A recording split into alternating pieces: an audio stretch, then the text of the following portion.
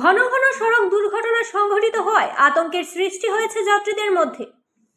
শ্রীভূমি জেলার রামকৃষ্ণনগর সমষ্টির বুধাইকুড়ি এলাকার সড়ক দুর্ঘটনার রেশ কাটতে না কাটতে বৃহস্পতিবার শ্রীভূমির পেটেলনগর এলাকায় ঘটল সড়ক দুর্ঘটনা। যাত্রীবাহী ট্রাভেলার ও ট্রাকের মধ্যে মুখোমুখি সংঘর্ষ ঘটলে ট্রাভেলারের 9 জন যাত্রী সহ চালক গুরুতরভাবে আহত হন। আহতদের উন্নত চিকিৎসার জন্য শিলচর মেডিকেল কলেজে পাঠিয়ে দেওয়া হয়। এদিকে দুর্ঘটনার ফলে অসম ত্রিপুরা সংযোগী 8 নম্বর জাতীয় সড়ক পুরোপুরি স্তব্ধ হয়ে পড়ে 1 ঘন্টা ধরে। পরবর্তীতে পুলিশ এসে দুর্ঘটনাগ্রস্ত বাহন সরিয়ে দিলে ফের রাজপথ সচল হয়ে ওঠে। অন্যদিকে শ্রীভূমি জেলার রামকৃষ্ণনগর সমষ্টির নিরিয়া এলাকায় ঘটল আরেক সড়ক দুর্ঘটনা। নিয়ন্ত্রণ হারালে যাত্রীবাহী বাস পথেই উল্টে যায়। এতে বাসের ভেতরে থাকা বহু যাত্রী আহত হন। এর মধ্যে কয়েকজনের অবস্থা সংকটজনক বলে জানা যায়। যান্ত্রিক ত্রুটির জন্য দুর্ঘটনা প্রাথমিক দিক দিয়ে জানা গেলেও পুলিশ সবকিছু খতিয়ে দেখছে।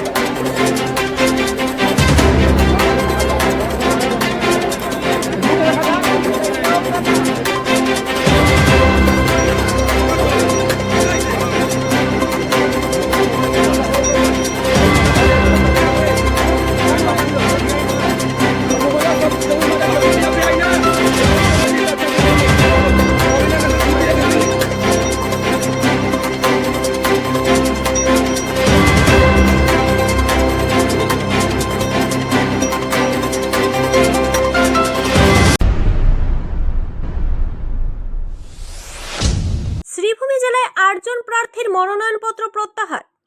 শ্রীভূমি জেলার 8 জন প্রার্থী বৃহস্পতিবার মনোনয়নপত্র প্রত্যাহার করায় জেলায় 4টি বিধানসভা আসনে মোট 47 জন প্রার্থী প্রতিদ্বন্দ্বিতার আসনে রইলেন। জেলার 123 উত্তর করিমগঞ্জ বিধানসভা আসনে 16 জন বৈধ প্রার্থীর মধ্যে 2 জন প্রার্থী লুৎফুর রহমান বরভুইয়া ও আব্দুল গফফার তালুকদার বৃহস্পতিবার মনোনয়নপত্র প্রত্যাহার করায় এই আসনে 14 জন প্রার্থী প্রতিদ্বন্দ্বিতায় রয়েছেন। পাশাপাশি 124 দক্ষিণ করিমগঞ্জ বিধানসভা আসনে 20 জন বৈধ প্রার্থীর মধ্যে 5 জন প্রার্থী আব্দুল করিম, আহমেদ হুসেন লস্কর, শামসুল ইসলাম, গুলাম রব্বানী চৌধুরী ও মোহাম্মদ জাহারুল ইসলাম বৃহস্পতিবার মনোনয়নপত্র প্রত্যাহার করেন। ফলে এই আসনে 15 জন প্রার্থী প্রতিদ্বন্দ্বিতায় রইলেন। এদিকে 125 পাথারকান্দি বিধানসভা আসনে 9 জন বৈধ প্রার্থীর মধ্যে 1 জন প্রার্থী রাজীব ব্যানার্জি মনোনয়নপত্র প্রত্যাহার করেন। ফলে এই আসনে 8 জন প্রার্থী নির্বাচনী ময়দানে প্রতিদ্বন্দ্বিতায় রয়েছেন। এই ছাড়াও 126 রামকৃষ্ণনগর বিধানসভা আসনে 9 জন বৈধ প্রার্থীর মধ্যে কোনো প্রার্থীই মনোনয়নপত্র প্রত্যাহার করেননি।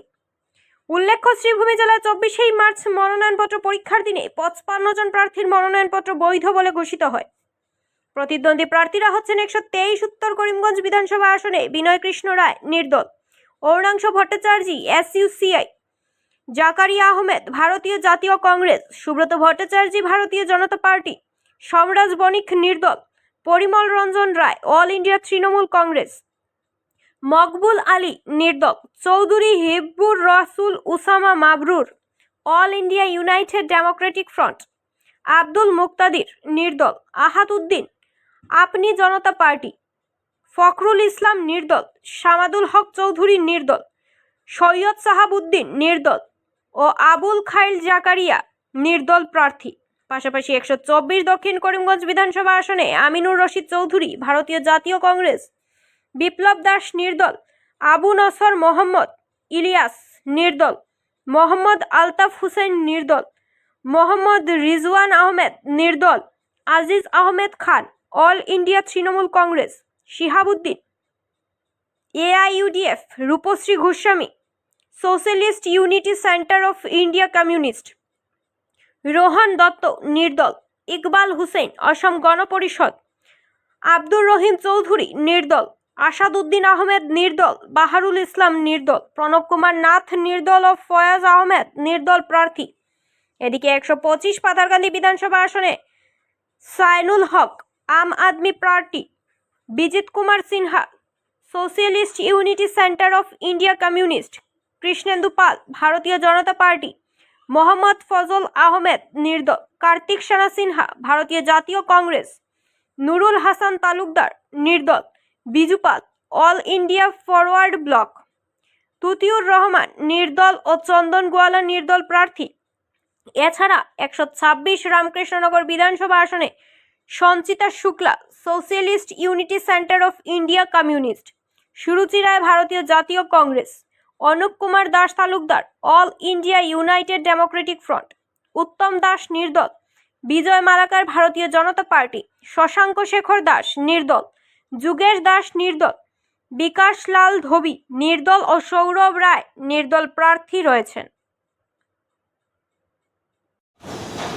और 4 विधानसभा क्षेत्रों में करीमगंज नॉर्थ जो कि हेडक्वार्टर कॉन्स्टिट्यूएंसी है वहाँ कुल 14 कैंडिडेट हैं। करीमगंज साउथ में कुल 15 कैंडिडेट हैं। पथारकांडी में कुल 9 और रामकृष्ण नगर में कुल 9 कैंडिडेट जो है चुनाव लड़ेंगे। टोटल कितना नॉमिनेशन विड्रॉ किया है? आज करीमगंज नॉर्थ में कुल 2 लोगों ने नॉमिनेशन विड्रॉ किया है। करीमगंज साउथ में 5 लोगों ने नॉमिनेशन विड्रॉ किया है और पथारकांडी में 1 ने विड्रॉ किया है और आरके नगर में कोई विड्रॉल नहीं हुआ है। लिस्ट कैंडिडेट्स आप लोगों को रिन्यू होने के बाद मिल जाएगा।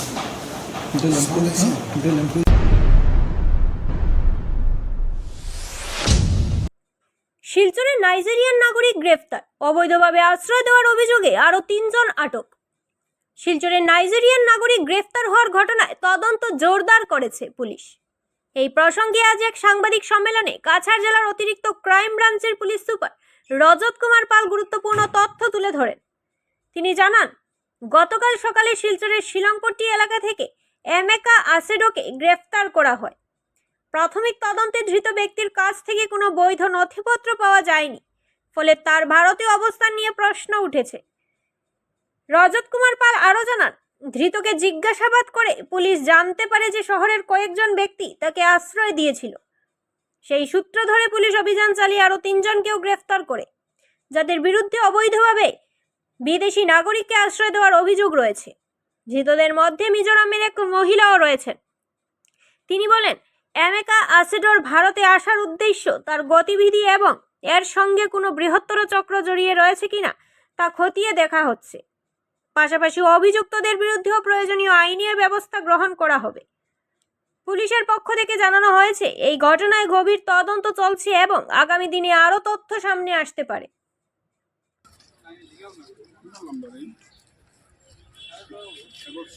क्या क्या नाम है? हिंदी समझते हैं? What is your name? You know English और Hindi? Which language you know? Hello brother. Violation है वो है तो वो भी निकल के मिल जाएगा।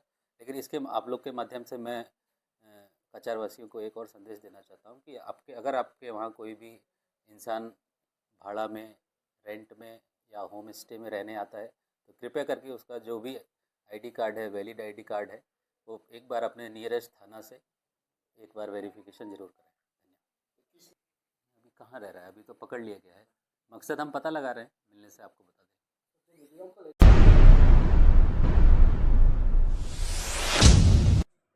মনোনয়নপত্র প্রত্যাহার করলেন হিন্দুত্ববাদী নেতা মিঠুন নাথ। উধারবন্দ বিধানসভা কেন্দ্রের রাজনৈতিক মহলে চাঞ্চল্যের সৃষ্টি করে মনোনয়নপত্র প্রত্যাহার করলেন হিন্দুত্ববাদী নেতা মিঠুন নাথ। দলের টিকিট থেকে বঞ্চিত হওয়ার পর তিনি নির্দল প্রার্থী হিসেবে মনোনয়নপত্র দাখিল করেছিলেন। তবে হঠাৎ করেই নিজের অবস্থান বদলে মনোনয়ন প্রত্যাহারের সিদ্ধান্ত নেন তিনি। এই সিদ্ধান্তের কারণ জানতে চাইলে মিঠুন নাথ জানান, রাষ্ট্রীয় স্বয়ংসেবক সংঘের নির্দেশ অনুযায়ী তিনি মনোনয়নপত্র প্রত্যাহার করেছেন। রাজনৈতিক মহলের মতে এই পদক্ষেপ নির্বাচনী সমীকরণে গুরুত্বপূর্ণ প্রভাব ফেলতে পারে। বিশেষ করে উধারবন্দ কেন্দ্রে ভোটের লড়াইয়ের এই প্রভাব পড়বে বলেই মনে করা হচ্ছে। যদিও এই সিদ্ধান্তের পেছনে অন্য কোনো রাজনৈতিক সমঝোতা বা চাপ রয়েছে কিনা তা নিয়ে জল্পনা শুরু হয়েছে বিভিন্ন মহলে। ওনারাও ছিলেন সেই বৈঠকে এবং সেই বৈঠকে সংঘ আমাদেরকে নির্দেশ দেয় যে তুমি নমিনেশনটা উইথড্র করতে হবে। যেহেতু আমি স্বয়ংসেবক, ছোটোকাল থেকে স্বয়ংসেবক, আমরা বিজেপির সাথে সম্পর্ক ছিনে নিতে পারি, কিন্তু রাষ্ট্রীয় স্বয়ংসেবক সংঘ আমাদের মাতৃ অর্গানাইজেশন, তো সংঘের যখন কোনো নির্দেশ আসে তখন সেটা আমার পালন করতেই হয়। কারণ সংঘ আমাদের যা নির্দেশ দেয় সেই নির্দেশ অনুযায়ী আমরা কাজ করি। যখন সংঘ যখন এসে গেছে তখন আমার আর কোনো কিছু চিন্তাভাবনা করার কিছু থাকে না। সংঘের অধিকারীরা যে নির্দেশ দেবেন সেই নির্দেশেই আমার চলতে হবে, সেটা আমার ভালো লাগুক আর না লাগুক, কিন্তু আমার এই নির্দেশ পালন করতেই হবে। এবং আমি সমগ্র উদারবনবাসীর কাছে আমি হাত জোড় করে ক্ষমা চাচ্ছি যে আমি আপনাদের মনে অনেক দুঃখ দিয়েছি। আপনারা অনেক আশা প্রত্যাশা রেখেছিলেন আমার থেকে, এবং যেহেতু আমার মাতৃ সংগঠন সংঘ, সেই সংঘ আমাকে যা নির্দেশ দিয়েছে সেই নির্দেশ আমার পালন করতে হবে। ওরা নিশ্চয়ই ভালো কিছু চিন্তাভাবনা করেই আমাকে এই ডিসিশন দিয়েছেন ওরা। তো আমি সবার কাছে অনেক হাত জোড় করে আমি ক্ষমা চেয়ে নিচ্ছি যে আপনারা অনেক ভালোবাসা দিয়েছেন, অনেক আদর আপ্যায়ন করেছেন আমাকে, এবং আমি আপনাদের কাছে দুঃখিত এই নেওয়ার জন্যে, সিদ্ধান্ত নেওয়ার জন্যে। এবং আমি কথা দিচ্ছি আপনারা যখনই আপনাদের পাশে রাখবেন, আমি সবসময় আপনাদের পাশে ছিলাম এবং আগামী দিনেও থাকব। আমি অত্যন্ত দুঃখের সহিত বলছি যে আজকে আমি ঘোষণা করছি একটা, যে আমি এই যে রাজনীতি, সেই রাজনৈতিক জীবন থেকে আমি সন্ন্যাস নিচ্ছি। আমি আর রাজনীতিতে কখনো সক্রিয় থাকব না। বিশ্ব হিন্দু পরিষদ নয়, আমাদের সংঘের একটা সব শৈলী থাকে, সংঘের একটা অনুশাসন থাকে। সংঘ যখন মনে করে যে ওনার স্বয়ংসেবক কোনো অনুশাসন ভঙ্গ করছে, তখন সংঘ এই স্বয়ংসেবকেরকে মার্গদর্শন করা সংঘের দায়িত্ব এবং কর্তব্য। এবং সংঘ যখন আমাদের কোনো মার্গদর্শন করে, আর আমরা স্বয়ংসেবক হিসাবে আমাদের কর্তব্য সংঘের অনুশাসনকে আমরা মেনে চলা। বিজেপির ভেতরে যে জিনিস চেঞ্জ করার প্রয়োজন আছে, শুধু যে রাজনীতিতে থেকে সেটা করার প্রয়োজন সেটা না, বাইরের থেকেও করার প্রয়োজন আছে। এবং আমি যা বলেছি সেটার উপর আজকেও আমি অটুট আছি যে বিজেপির ভিতরে ইন্টারনাল ডেমোক্রেসি আনার প্রয়োজন আছে যদি দলকে বাঁচাতে হয়। আর দল না বাঁচলে হিন্দু সমাজকেও বাঁচানো যাবে না। আমার যেখানে আমার প্রয়োজন মনে হয়েছিল যে এইসব নিয়ে কথাবার্তা বলার প্রয়োজন আছে, এবং আমি বলেছি কথাবার্তা, এবং সেই কথাবার্তায় উপর পর্যন্তও গেছে, আমার এই বিরোধটা উপর পর্যন্তও গেছে। তো আমি আগেও যা বলেছি সে এখনও আমি আমার কথায় কায়েম আছি। কিন্তু আপনি বলছেন যে রাজনীতি থেকে বিদায় নিলাম, কারণ এটা হলো আমার ব্যক্তিগত বিষয় যে আমি আর রাজনীতি করব কি না। তো আমি মনে মনে সিদ্ধান্ত নিয়েছি আমি আর রাজনীতির ক্ষেত্রে আমি আর সক্রিয় থাকবো না। हम जिस विचार परिवार के सदस्य हैं उस विचार परिवार की पद्धति है कि सूचना के बाद सोचना नहीं। तो हमें सूचना मिली, मिथुन जी को सूचना मिली कि आपको नामांकन वापस लेना है, तो उन्होंने बिना सोचे समझे, बिना उस पर विचार किए, सूचना जो विचार परिवार की सूचना थी उसका पालन करते हुए, अब ये विषय क्या है क्या नहीं है इस विषय पर हम सूचना के बाद सोचना नहीं, उसका पालन करते हुए हमने ये काम किया है, हमने नामांकन वापस लिया है। बीजेपी से विश्व हिंदू परिषद को कुछ ऐसा प्रेशर मिला कि नाम उद्धव करने के लिए? नहीं, वो विचार परिवार है हमारा एक, उस विचार परिवार में ऐसा कोई प्रेशर नहीं। हम आपस में ही विचार तय करते हैं कि हमारा कार्यकर्ता कब राजनीतिक क्षेत्र में जाएगा, कब नहीं जाएगा। ये हमारा मिथुनदा जो हैं, मैंने जैसा पहले कहा कि हमारे विचार परिवार में सूचना के बाद सोचना नहीं, तो हमारे मिथुनदा भी संघ के स्वयंसेवक भी हैं, विश्व हिंदू परिषद के कार्यकर्ता भी हैं। तो इसलिए सूचना मिली कि सूचना के बाद सोचना नहीं, तो ना सोचते हुए उन्होंने जो सूचना मिली उसका पालन किया, और जो सोचा है वो अच्छा ही सोचा है। अच्छा, अभी मिथुनदा को क्या दायित्व देंगे बीजेपी? वो संगठन तय करेगा, सारा बातें एकदम तय नहीं होती ना, सब संगठन तय करेगा। সৌমিত্র বিশ্বাস, আমি বিশ্ব হিন্দু পরিষদের জেলা সভাপতি। আচ্ছা, আজকে মিথুনদা নমিনেশনটা করতে হবে। কারণে করতে লাগলো? অ্যাকচুয়ালি গত 2 দিন যাবৎ আমাদের বিশ্ব হিন্দু পরিষদ এবং রাষ্ট্র স্বয়ংসেবক সংঘের সংঘ কার্যালয়ে বৈঠক বড় আধিকারিকদের সঙ্গে হয়, এবং বড় আধিকারিকদের বৈঠক হওয়ার পর মিঠুননাথকে অনুরোধ করা হয় যেন রাষ্ট্র স্বার্থে এবং যাতে একটা সরকার ভালো গঠন হয় সেই জন্য ওর নমিনেশনটাকে উইথড্র করার জন্য। একটা রাষ্ট্রবাদী সরকার গঠনের লক্ষ্যে মিঠুননাথও সংগঠনের আমাদের বিশ্ব হিন্দু পরিষদ এবং সংঘের যারা কার্যকর্তারা আছে, আধিকারিকরা আছে বড়, ওদের ডাকে সাড়া দেয় এবং সাড়া দিয়ে আজকে এসে তার নমিনেশনটা উইথড্র করে। ভোটের আগে ইমেজ সংকটে ইকবাল, সিদ্দিকের আক্রমণের চাপে অগপ প্রার্থী। ভোটের আগে বিস্ফোরক অভিযোগ সিদ্দিকের, ইকবালকে ঘিরে চাঞ্চল্য। প্রতারণার রাজনীতি, সিদ্দিকের নিশানায় ইকবাল হোসেন। অর্থ লেনদেনের অভিযোগে ঘেরা ইকবাল। দক্ষিণ করিমগঞ্জে উত্তাপ বাড়াচ্ছে ইকবাল। বিতর্ক, বিশ্বাস নিয়ে খেলা, ইকবালকে করা আক্রমণ প্রাক্তন মন্ত্রীর। ভোটের মুখে ইকবালকে ঘিরে প্রশ্নের ঝড়। 26 বিধানসভা ভোটের আগে দক্ষিণ করিমগঞ্জে রাজনৈতিক উত্তাপ চরমে, আর সেই উত্তাপে নতুন করে ঘি ঢাললেন প্রাক্তন মন্ত্রী সিদ্দিক আহমদ। সরাসরি নিশানায় অগপ প্রার্থী ইকবাল হোসেন, আর অভিযোগের ঝড়ে কার্যত কোণঠাসা সাথেনি। সাংবাদিকদের সামনে একের পর এক তীব্র মন্তব্য করে সিদ্দিক আহমদ ইকবাল হোসেনের রাজনৈতিক চরিত্র নিয়ে বড় প্রশ্ন তুলে দেন। তার সাফ বক্তব্য, ইনিয়ে বিনিয়ে মানুষের সঙ্গে কথা বলে প্রতারণা করায় ইকবাল হোসেনের মূল লক্ষ্য। এখানেই থামেননি তিনি, আরো বিস্ফোরক অভিযোগ তুলে বলেন বিভিন্নভাবে সাধারণ মানুষের কাছ থেকে অর্থ নেওয়ার অভিযোগ রয়েছে ইকবালের বিরুদ্ধে। যদিও এই অভিযোগের কোনো প্রমাণ সামনে আসেনি, তবু ভোটের মুখে এমন মন্তব্য স্বাভাবিকভাবেই রাজনৈতিক মহলে চাঞ্চল্যের সৃষ্টি করেছে। সিদ্দিকের কথায় যে ব্যক্তি মানুষের বিশ্বাস নিয়ে খেলা করে তার প্রতি মানুষের আস্থা থাকতে পারে না। তার এই মন্তব্যে স্পষ্ট ইকবাল হোসেনের ভাবমূর্তি নিয়ে তিনি গুরুতর প্রশ্ন তুলতে চাইছেন ভোটের ঠিক আগেই। বললাম যে আমাদের সমষ্টির যেজন প্রার্থী জিপি, তিনি বলেছেন যে আমি তো সিদ্দিক আহমেদকে বারবার সাহায্য করেছি, তিনি একবারও আমাকে সাহায্য করলেন না। তো অ্যাকচুয়ালি ইকবাল হোসেন আমাকে একবার তো সাহায্য করেছেন আগে, কিন্তু গত যে নির্বাচন, এই নির্বাচনে তিনি তো দুইজনের কাছ থেকে পয়সা নিয়েছেন। একজন রানা খানের কাছ থেকে 25 লক্ষ টাকা নিয়েছেন, আমার কাছ থেকে 10 লক্ষ টাকা নিয়েছেন। তো তিনি ভোট কাটিয়ে দিয়েছেন। তিনি যে বলছেন আমি সাহায্য করি, তিনি ডায়াসে তো ইয়ের পক্ষে, তখন তো রানা খানের পক্ষে উঠেছেন, আমার পক্ষে তো কোনো নির্বাচনে কোনো জায়গায় কোনো বক্তৃতা দেননি, কোনো মিটিং করেনি। তো কিভাবে তিনি সাহায্য করেন? দুই দিকে পা রেখে, দুই দিকে হাত রেখে আবার সাহায্য করা যায় নাকি? তাহলে তো পয়সা দেওয়ার কোনো প্রশ্নই ছিল না। আমি যেহেতু 10 লাখ টাকা দিয়েছি, ওখানে টাকাটা তারা জোর করে মানে শেষ পর্যন্ত তাকে গালিগালাজ করে টাকা উদ্ধার করতে হয়েছে। তো আমরা এই যে 25-30 বছরের দক্ষিণ করিমগঞ্জের রাজনীতিতে কেউ একথা বলতে পারবে না যে আমি যে এইভাবে মানুষদেরকে ঠকিয়ে টাকা নিয়েছি। এবং গত যে পঞ্চায়েত নির্বাচন গেল, এই নির্বাচনে সমস্ত দক্ষিণ করিমগঞ্জের মানুষ জানে যে প্রায় জিপিতে, একমাত্র 2টা জিপি বাদ দিয়ে প্রায় জিপিতে ইকবাল হোসেন পয়সা নিয়েছেন, কাউকে এসপির বয়ে দেখিয়েছেন, কাউকে ডিসির বয়ে দেখিয়েছেন। আমরা তো পাওয়ারে ছিলাম, ওনারা তো পাওয়ার ছিলেন না। ওনারা পাওয়ারে না থেকেও যে এসপি ডিসির বয়ে দেখিয়ে, যে রুলিং পার্টির বয়ে দেখিয়ে যেটা করেছেন, এটা তো সকলের জানা। তো আজকে তিনি আবার নির্বাচনে কিভাবে প্রতিদ্বন্দ্বিতা করেন?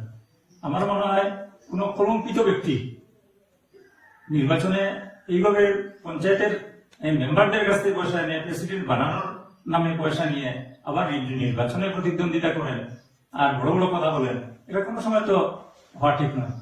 কারণ এটা দক্ষিণ করিমগঞ্জ মানুষ মোটামুটি একটা শান্তিতে আছে, ডেভেলপমেন্ট ঠিক মতোই হচ্ছে। আর এই ব্যক্তিরা আবার রাজনীতিতে আসছে। অন্তত আমরা চিন্তা করে একজন ব্যক্তিকে ঠিক করা উচিত। আজকে আমি কোনো দলে আমি যাইনি, আমি দেখেছি গতকালকে আমার নামে তৃণমূল কংগ্রেসের ফ্ল্যাগ ট্যাগ লাগিয়ে আমার গা জড়িয়ে দিয়েছি। আমরা তো এরকম 2 নম্বরের রাজনীতি কোনোদিনই করিনি আর জীবনেও করবো না। সুতরাং আমি কোনো দলে যোগদান করিনি। আমি বলেছি, আগেই বলেছি, আজকে তো রানু খান উনি ক্যান্ডিডেট হয়েছেন। আমি আমার বাড়িতে একটা মিটিং এ তখন আমি রানু খানের কথাও বলেছি, সবুরতা বাজারের কথা বলেছি, আর আব্দুল কুদ্দুসের কথা বলেছি। আমি বলেছি এই মানুষদেরকে ভোট দিয়ে সমষ্টির ক্ষতি হবে না, এরা হার্মফুল নয়, এই কথাটাই আমি বলেছি। অনেকে হয়তো আমাকে মনে মনে দুঃখিত হতে পারেন, অনেক দুঃখিত হতে পারেন যে আমাদের নাম নিলেন না, তিনি এই 3 জনের নাম নিয়েছেন। এই 3 জন তো আমার দলে, আমি যে দলে ছিলাম এই দলতে ছিলেন না। সুতরাং আমি একথা চিন্তা না করে আমি মানুষ হিসাবে আমি বিবেচনা করেছি যে কাদেরকে আমরা সাপোর্ট করলে অন্তত দক্ষিণ করিমগঞ্জের ক্ষতি হবে না। আমি এতগুলো কাজ করেছি দক্ষিণ করিমগঞ্জে, আমার এই সমষ্টির প্রতি আমার দরদ আছে, আমার মায়া আছে। এই যে কয়টা রাস্তা এখনো হয়নি, টেন্ডার হয়ে গেছে, কিছুদিনের মধ্যে টেন্ডার সেটা হবে, আমি তার ব্যবস্থা করে রেখেছি। নিশ্চয়ই আমার দরদ থাকবে এই সমষ্টির প্রতি, আমার সাপোর্টও অন্তত আমি দেব। কারণ কেন দেব? অন্তত এই সমষ্টিটা যে মানুষ দায়িত্ব নিবে, যে মানুষটা পরবর্তী প্রতিনিধি হবে, সে যদি একজন ভালো মানুষ হয়, অন্তত হয়তো ডেভেলপমেন্ট বেশি করতে পারলো না, কম করলো, কিন্তু সমষ্টির তো ক্ষতি হবে না। সুতরাং এই জন্যই আমি রান সাহেবকে, আমি আব্দুল আজিজকে আমি সাপোর্ট করেছি। কেন সাপোর্ট করেছি?